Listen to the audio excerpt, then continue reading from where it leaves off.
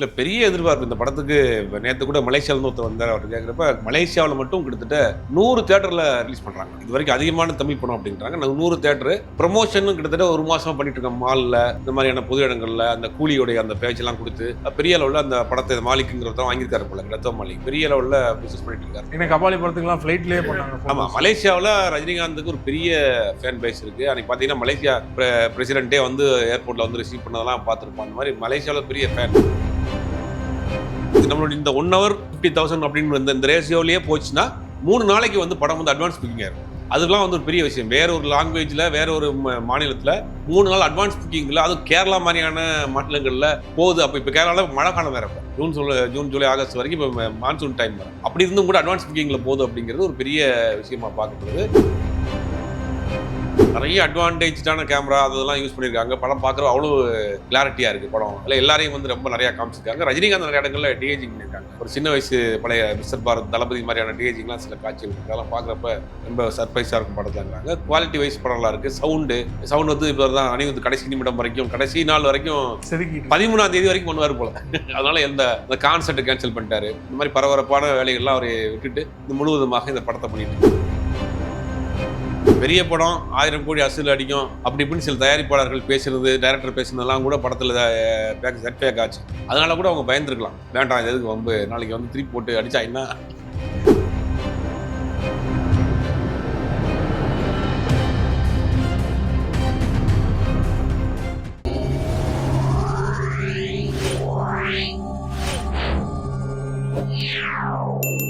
Media circle நேயர்களுக்கு வணக்கம். இன்றைக்கு நம்மோடு நேர்காணலுக்காக ஜேர்னலிஸ்ட் சுபைர் அவர்கள் நம்மோடு இணைந்திருக்கிறார். அவரோடு பேசலாம். வணக்கம் சார். வணக்கம்.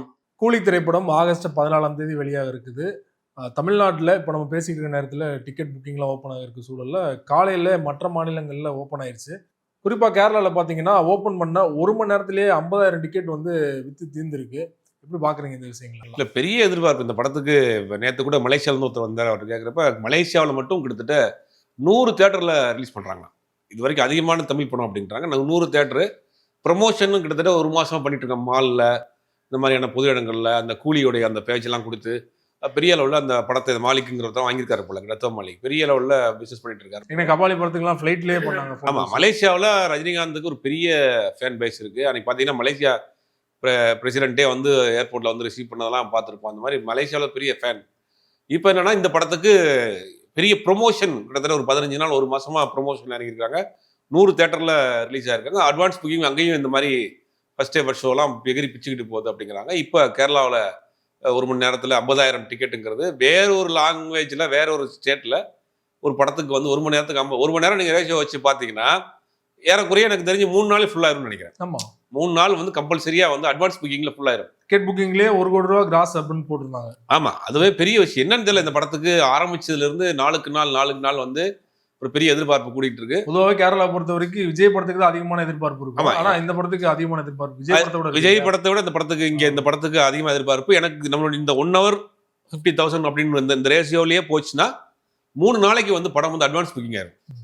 அதுக்கெல்லாம் வந்து ஒரு பெரிய விஷயம். வேற ஒரு லாங்குவேஜ்ல வேற ஒரு மாநிலத்தில் 3 நாள் அட்வான்ஸ் புக்கிங்ல, அதுவும் கேரளா மாதிரியான மாநிலங்களில் போகுது. அப்போ இப்போ கேரளாவில் மழை காலம் வேற, இப்போ ஜூன் ஜூலை ஆகஸ்ட் வரைக்கும் இப்போ மான்சூன் டைம் வர. அப்படி இருந்தும் கூட அட்வான்ஸ் புக்கிங்ல போகுது அப்படிங்கிறது ஒரு பெரிய விஷயமா பார்க்கப்படுது. படத்தை பற்றின நிறைய ரிலீஸ் டேட் நெருங்க பார்த்தீங்கன்னா நிறைய செய்திகள் வந்துட்டு இருக்கு. ஃபைனல் ஸ்டேஜ் வரைக்கும் முழுவதுமாக இப்போ அனிருத் இறங்கி ஒவ்வொரு நாளும் வந்து செதுக்கிட்டு இருக்காரு. ஒவ்வொரு நாளும் ஒவ்வொரு நொடியும் செதுக்கிட்டு இருக்க வேலை முடியலையா? ஒன்றும் முடியல. நேற்று கூட ஒரு போஸ்டர் போட்டிருந்தாரு. இந்த மாதிரி படத்துக்கு வந்து ரொம்ப ஒரு இதான வேலையில் இறங்கி பண்ணிட்டு இருக்காரு. படத்தை பற்றி நிறைய செய்திகள் வருது. 2 மணி நேரம் 50 நிமிஷம் சென்சார் வாங்கியிருக்காங்க. 250 + ஏ சர்டிஃபிகேட்டு. இந்த படத்தில் இன்னொரு கூடுதல் தகவல் என்னன்னா 50 years ஆஃப் ரஜினிகாந்த் அப்படின்னு ஒரு அனிமேஷன் வீடியோ ஒன்று வச்சிருக்காங்க போல. அது ரீல் ஃபர்ஸ்ட் 1வது ரீல்லேயே அது போடுறாங்க. 50 வருஷம் வந்து ஒரு சினிமா கேரியரில் வந்த எல்லாத்தையும் ஒரு சின்ன ஒரு வீடியோ மாதிரி, அனிமேட் வீடியோ மாதிரி பண்ணி அவருக்கு ட்ரிபியூட் பண்ணுற மாதிரி இந்த படத்திலே இருக்கும். அந்த ஓகே, அதுவும் தனியாக இப்போ கொடுத்து சென்சார் வாங்கி. ஏற்கனவே லோகேஷ் கனகராஜ் விக்ரம் படத்துலையும் பார்த்தீங்கன்னா இதே மாதிரி கமலஹாசன் அவர்கள் தொடர்பான வீடியோ படம் ரிலீஸுக்கு முன்னாடி வரும். ஆமாம், இது அதே மாதிரி வாங்கி இப்போ அதுவும் சென்சார் அப்ளை பண்ணி வாங்கிட்டாங்க. அது ஒரு முக்கியமான விஷயம். அது வந்து படத்திலே இருக்குன்றாங்க. ஓகே, படத்துக்கு முன்னாடி இல்லை, படத்துக்குள்ளேயே ஒரு ஃபர்ஸ்ட் ரீல்லே வர்ற மாதிரி அதை ஒன்று புதுசாக கிரியேட் பண்ணி அதுக்கும் எல்லாம் வாங்கியிருக்காங்க போல. அப்புறம் இன்ட்ரோல் பிளாக்கு முன்னாடி ஒரு ஃபைட் ஒன்று வரும் அப்படின்றாங்க. அந்த ஃபைட் வந்து ரொம்ப ரொம்ப யாரும் எதிர்பார்க்காத அளவுக்கு புதுசாக பண்ணியிருக்காங்க. அது அன்பரி மாஸ்டருக்குலாம் கூட தேங்க்ஸ் சொல்லியிருக்கிறாரு. அதை ட்வீட் போட்டிருந்தாரு. போட்டிருக்கிறாரு. அப்புறம் படத்தில் யார் ரஜினிகாந்தும் சத்யராஜும் யார் அப்படின்னா 2 பேரும் ஒரு இணை பிரியாத நண்பர்களாக இருந்து ஒரு காலகட்டத்தில் பகைவர்களாக மாறுறாங்கிறதான் கதையோட ட்விஸ்ட்டு. 2வது ரஜினிகாந்த் படத்தில் கூலியா, ஏஜென்ட்டா, போலீஸ் ஆஃபீஸரா அப்படிங்கிறது ஒரு ட்விஸ்ட், பெரிய ட்விஸ்ட் இருக்குது படம் பார்க்குறப்ப அப்படின்னு ஒரு தகவல் வருது. படத்தை பார்த்தீங்கன்னா ஒரு இடத்துல படத்தினுடைய ஒர்க்கு பண்ணால் லீக் ஆயிருன்றதுனால போர்ஷனாக பிரித்து கொடுத்துருக்காங்க. ஓகே, ஏஎஃப்எக்ஸ் ஒர்க்கு, விஎஃப்எக்ஸ் ஒரு இடத்துல பண்ணுறாங்க, ஃபைனல் மிக்ஸ் ஒரு இடத்துல, இது மாதிரி படத்தை வந்து தனித்தனியாக பிடிச்சி எந்த விதமான செய்திகளும் வரக்கூடாத அளவுக்கு பண்ணியிருக்காங்க போல. பொதுவாக பெரிய ஹீரோ படங்களுக்கு இப்படி தான் நடக்குமா, இல்லை இந்த படத்துக்கு அப்படி பண்ணுறாங்க. ரொம்ப கேர்ஃபுல்லாக வந்து 2-3 இடங்களை பிரித்து கொடுத்து ஒர்க் பண்ணுறாங்க போல. அதனால் எந்த செய்தியும் வெளியிலேயே போயிடக்கூடாது அப்படிங்கிறனால அந்தந்த விட்டாக பார்த்தவங்க சொல்கிற தகவல் தான் அது எல்லாமே. அப்புறம் என்னன்னா, இது படத்தினுடைய குவாலிட்டி, டெக்னிக்கல் குவாலிட்டி வந்து படம் இது வரைக்கும் அல்டிமேட்ன்றாங்க.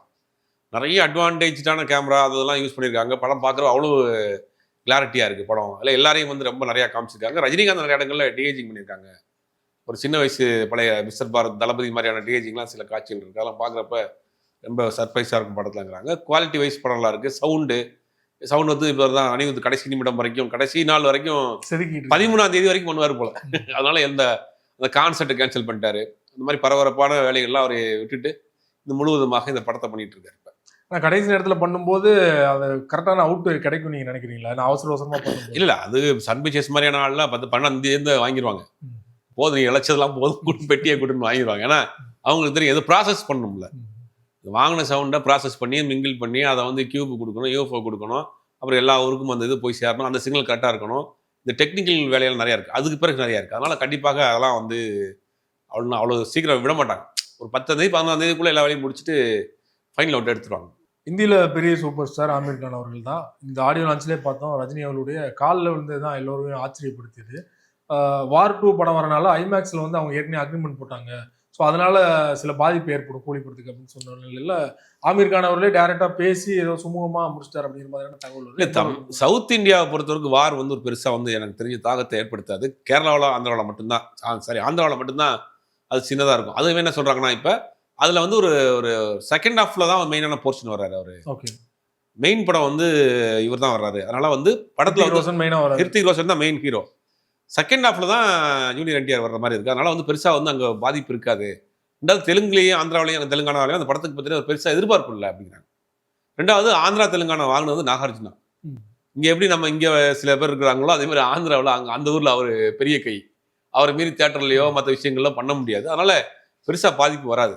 என்ன சிக்கல் அப்படின்னா, இந்த ஏ சர்டிஃபிகேட் தான் இப்போ சிக்கல் அப்படிங்கிறாங்க. மலேசியாவில் ஸ்ட்ரிக்டாக ஃபாலோ பண்ணுவாங்க, துபாயில் ஸ்ட்ரிக்டாக ஃபாலோ பண்ணுவாங்க. ஏன்னா ஏ வந்து அலோவ் பண்ணவே மாட்டாங்க. இப்போ ஃபேமிலியோட போகிறாங்க அப்படின்னா ஒரு குழந்தைய அங்கே விட்டு போக முடியாது. வீட்டில் வயசான அம்மா அப்பா இருப்பாங்க, விட்டுட்டு போயிடுவாங்க. அங்கே அந்த வெளிநாடுகளில் விட்டு போக முடியாது. அப்போ உள்ளே கூட்டு போகிறப்ப நீங்கள் வந்து உள்ளே போக முடியாது. அதனால் வெளிநாடுகளில் தான் இந்த படத்துக்கு பெரிய பிஸ்னஸ் பாதிக்கும் அப்படிங்கிறாங்க. அதுதான் ஒரு சிக்கல். ஏன் வாங்கினது ஏன் அப்படின்னு ஏற்கனவே நமக்கு தெரியும், ஏற்கனவே நம்மளும் சொல்லியிருக்கிறோம். இப்போ வந்து சென்சார் போர்டே சில ரூல்ஸ் அண்ட் ரெகுலேஷன் மாற்றிருக்காங்க. பழைய மாதிரி கிடையாது. இப்போ நீங்கள் கொஞ்சம் வயலண்டான படமாக இருந்தாலும் உடனே கொடுத்துறாங்க. அவங்களுடைய அந்த நாமெல்லாம் கொஞ்சம் மாற்றிருக்கிறாங்க. அதில் மாட்டின முதல் படம் கூலி. நீ அடுத்து வரக்கூடிய படங்கள் கொஞ்சம் ஆக்ஷன் படமாக தான் கண்டிப்பாக தான் கொடுக்கும், கிடைக்கும். அப்படி இருந்தும் கூட ஒரு கட்டு கொடுத்துருக்காங்க. 36 கட்டோ 34 கட்டோ கொடுத்துருக்காங்க. போல ரிமூவ் பண்ணுங்கன்னு வேணான்ட்டாங்க.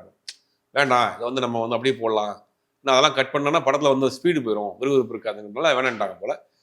சேட்டலைட்டில் போகிறப்ப தனி சென்சார் நடக்கும். ஓகே, சேட்டலைட் தனி சென்சார் நடக்கும். மிடில் ஈஸ்ட்டு இந்த மாதிரி மலேசியா சிங்கப்பூர்லாம் இந்த ஏ தான் அங்கே அப்ளை ஆகுன்றாங்க. அங்கே சென்சார் பண்ணாலுமே இந்தியாவிலேருந்து வர சென்சார் தான் அப்ளை ஆகும், அங்கே ஏ தான் போகும்.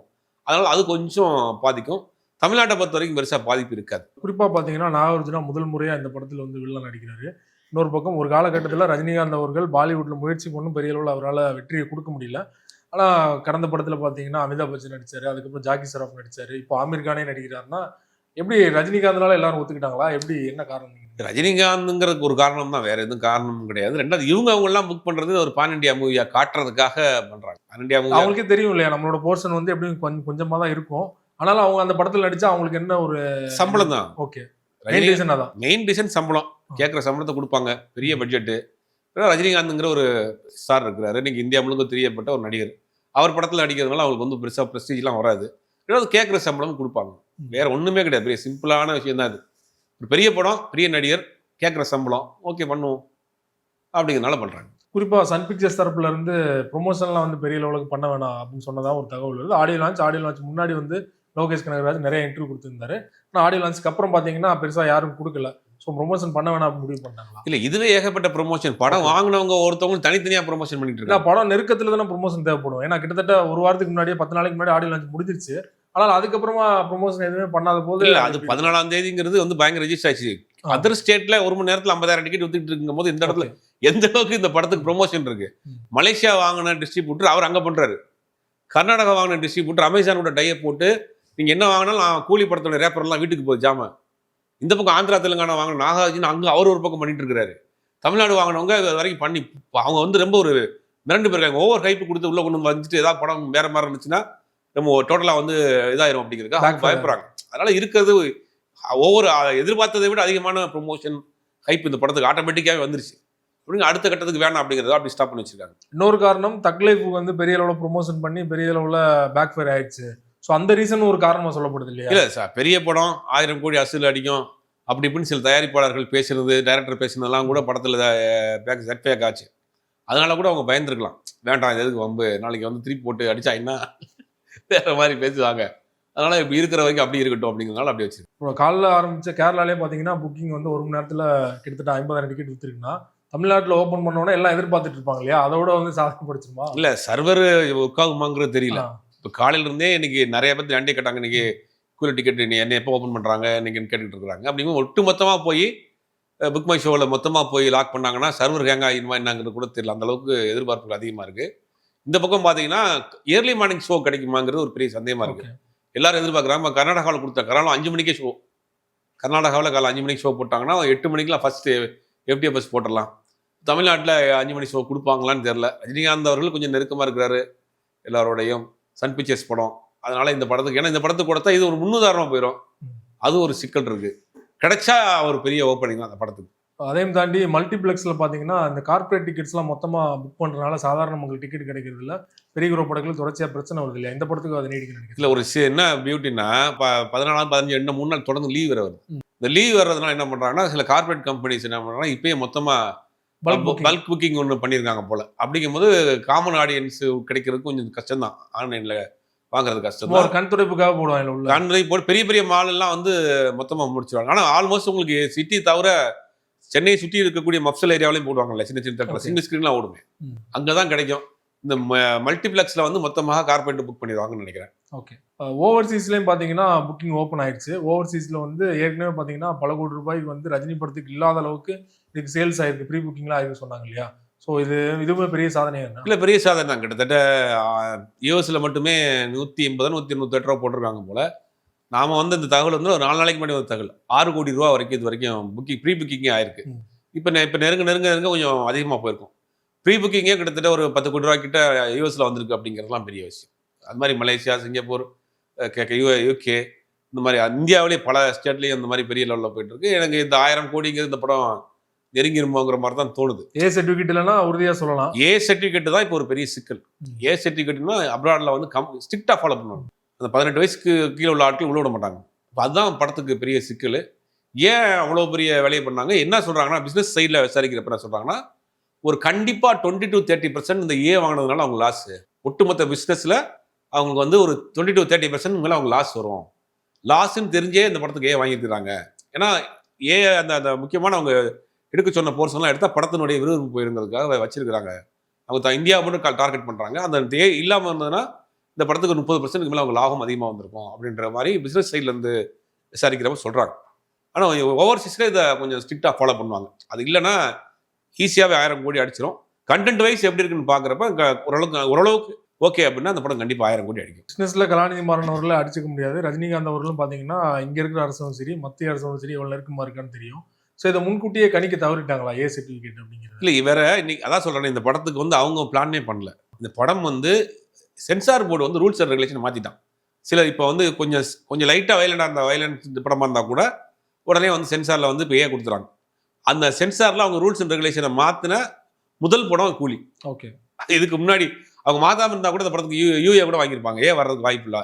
ஆனால் இவங்க ரூல்ஸ் அண்ட் ரெகுலேஷனை மாற்றின பிறகு பண்ண முதல் சென்சாரான படம் வந்து கூலி. இனி இந்த மாதிரியான படங்கள் வரும். இது கோயின்சிடென்டா நடந்ததுதான். ஒரு அரசியல் ரீதியான காரணங்கள்லாம் இல்ல சன் பிக்சர்ஸ். அதெல்லாம் ஒன்றும் கிடையாது. அதெல்லாம் எல்லா படத்துக்கும் இனிமேல் அப்படித்தான் வரப்போகுது. ஓகே. இப்போ ஒரு 30% வந்து பிசினஸ் மேனா இருக்கு. சன் பிக்சர்ஸை பொறுத்த ஒரு பிசினஸ் மேன். இந்த படத்துல ஓவராலா 30% ஏ வாங்கினா லாஸ் ஆகும்னு தெரியும். அப்படி இருந்தும் அவங்க ஒத்துக்கிட்டாங்கன்னா வந்து இதை சரி வழி இல்லாம தான் பண்ணியிருக்காங்க. ஏன்னா அவர் முன்னாடி தயாரிச்ச ராயன் படத்துக்கும் ஏ சர்டிஃபிகேட் தான் வந்துச்சு. ஆனா அதுவும் பெரிய அளவுல கலெக்ஷன் வந்துச்சு இல்லையா? So அந்த நம்பிக்கையில இருந்தாங்க. அந்த நம்பிக்கையை ரெண்டாவது தமிழ்நாடு தியேட்டர்களை பொறுத்த வரைக்கும் நமக்கு பெருசா கை கொடுக்கும். ஓகே. தமிழ்நாடு இந்தியாவில் ஓரளவுக்கு கை கொடுக்கும் அப்படின்ற ஒரு நம்பிக்கையில் இருக்காங்க. வெயிட் பண்ணி பார்க்கலாம். கூலி தொடர்பாக பல்வேறு விஷயங்களோட பகிர்ந்து கொண்டீங்க. நன்றி.